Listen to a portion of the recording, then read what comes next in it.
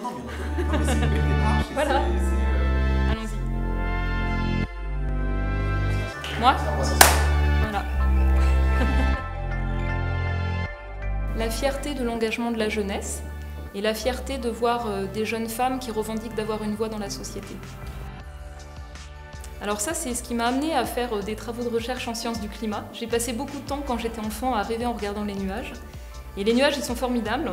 C'est ce qui amène la neige qui se dépose dans les régions polaires. Et cette neige qui se dépose année après année, ça fait finalement la formidable machine à remonter le temps que sont les carottes de glace qui sont mon outil de recherche. Là, c'est la partie émergée de l'iceberg. On peut le comprendre de beaucoup de manières différentes. Donc, les icebergs, ce sont des calottes de glace continentales qui s'écoulent. Ça fait partie de leur variabilité normale. On est aujourd'hui dans une situation où, du côté du Groenland, on a une fonte qui s'est accentuée depuis quelques décennies. On a également un écoulement plus rapide de certains secteurs de l'Antarctique.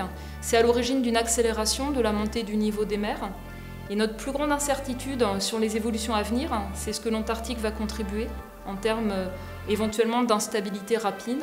Et ça reste associé à des incertitudes majeures. Alors l'innovation qui a changé ma vie.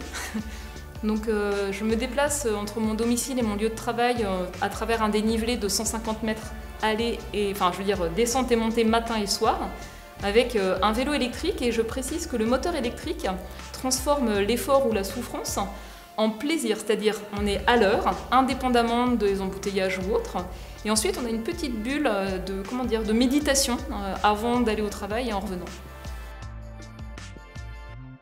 Le musée océanographique.